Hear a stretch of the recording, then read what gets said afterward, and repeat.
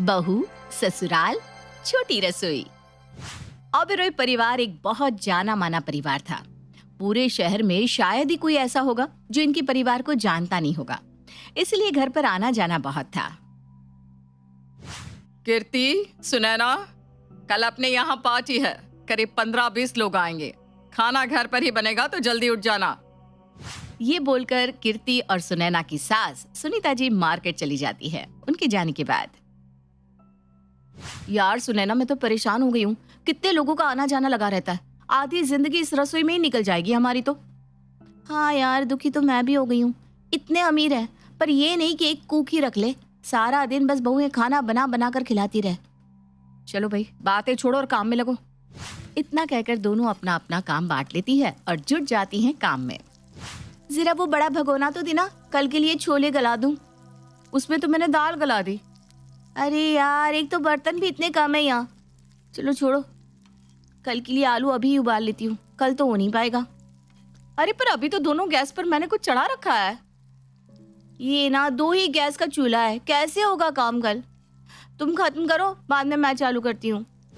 कीर्ति रात का खाना भी बनाती है और बीच बीच में अगले दिन की तैयारी करती है। दिन खत्म होता है और कीर्ति भी अपना काम करके सोने चली जाती है। आधी रात को एकदम से बहुत तेज कुकर की सीटियां बजने लगती है। सब एकदम घबरा कर उठ जाते हैं। वहां देखते हैं कि सुनैना रसोई में काम कर रही है। अरे बहू, क्या कर रही हो आधी रात को? माँ जी, उस समय कीर्ति काम कर रही थी ना बर्तन खाली थे ना गैस खाली था, इसलिए अब करना पड़ रहा है। अरे सुबह कर लेना, सबकी नींद खराब हो रही है। सुनैना आधा काम छोड़कर सोने चली जाती है। अगले दिन फिर से दोनों कीर्ति और सुनैना रसोई में लग जाते हैं। तुम्हारा काम कितनी देर में खत्म होगा? अरे अभी तो टाइम लगेगा। हाँ, दोनों में थोड़ी झड़प होने लगती है। भाई क्या है, कल रात से तुमने रसोई पर कब्जा कर रखा है। कब्जा कर रखा है मतलब? कोई मेरा अपना काम थोड़ी ना है, घर के लिए कर रही हूँ मैं। ये सब सुनकर उनकी सास रसोई में आती है। अरे भाई, क्या हो गया? क्यों किचकिच लगा रखी है? फटाफट हाथ चलाओ, जुबान नहीं। वो दोनों पर चिल्लाकर चली जाती है। उसके जाने के बाद, सुनैना छोड़ो, असल में दिक्कत ना इस रसोई की है। ये आज का काम हो जाए फिर देखते हैं क्या करना है। इतनी सी रसोई है, हमें ही पता है कि कितनी मुश्किल होती है काम करने में। बर्तन भी इतने कम। अरे हम कितना परेशान होते हैं, पर बोले कैसे? हाँ, शायद तुम सही कह रही हो। दोनों मिलकर काम कर लेते हैं। दोनों जल्दी जल्दी मिलकर काम निपटाने में लग जाते हैं। कुछ देर में सारे मेहमान आते हैं। कीर्ति और सुनैना किसी भी तरह उस छोटी सी रसोई में काम करके सबको खाना खिलाते हैं। मेहमानों में खुसर फुसुर चालू हो जाती है। सब सुनीता के कान में आकर कुछ बोलते हैं और चले जाते हैं। उनके जाने के बाद, तुम दोनों को कितना पहले बता दिया था कि जरूरी मेहमान आने वाले हैं, फिर भी कुछ ठीक से नहीं किया तुमने। आज मेरी नाक कटवा दी दोनों ने। कीर्ति डरते डरते पूछती है कि क्या हुआ। सब अलग अलग तरीके से यही बोल कर गए हैं कि बहुओं को खाना बनाना सिखाओ। ये सुनकर दोनों को गुस्सा आ जाता है। माँ जी, हम क्या करें? ये रसोई इतनी छोटी सी है, बर्तन भी इतने कम है। हम ही जानते हैं कि हमने 15 लोगों का खाना कैसे बनाया है। हाँ माँ जी, ये बात तो सही है। कल कितनी दिक्कत हुई हमें। और तुम दोनों ने पहले भी तो खाना बनाया है ना, पहले तो कभी नहीं बोला। दिक्कत तो हमें हमेशा हुई है। यहाँ तो लोगों का आना जाना लगा ही रहता है। बस बोल हम इस बार रहे। माँ जी, क्यों ना हम रसोई थोड़ी बड़ी करवा ले? हाँ हाँ माँ जी, यही ठीक रहेगा। तो बस ये तय हो जाता है और अगले दिन से रसोई में काम चालू हो जाता है।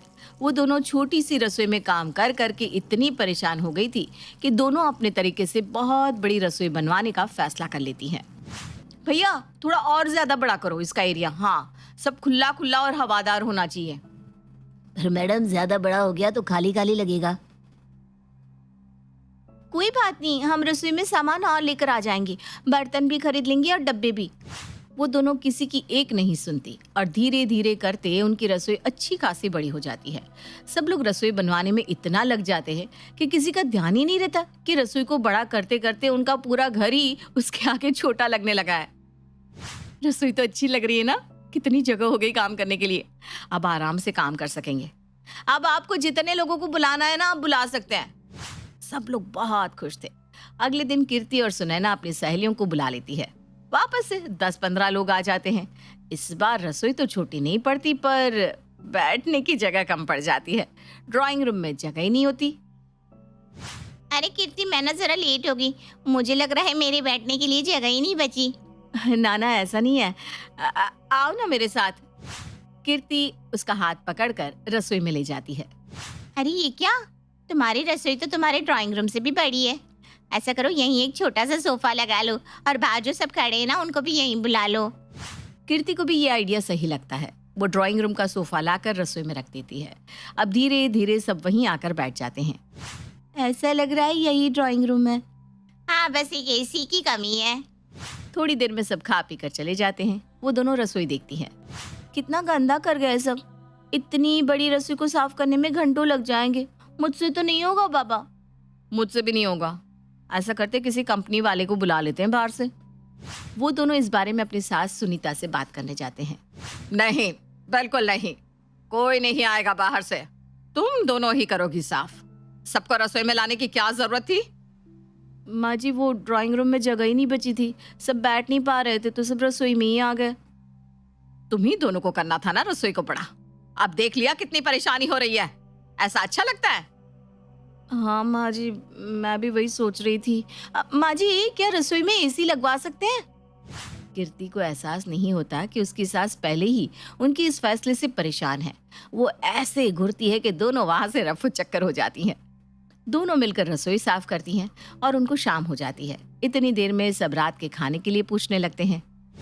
अरे भाई, अब मुझसे नहीं बनेगा शाम का खाना। मुझसे भी ना होगा। दोनों अपने अपने पतियों को बोलकर बाहर से खाना मंगवा लेती है। सुनीता का पारा 7वें आसमान पर था। ये अच्छा है, खर्चे पे खर्चे हुए जा रहे हैं। रसोई ना हुई जान से मुसीबत बन गई है।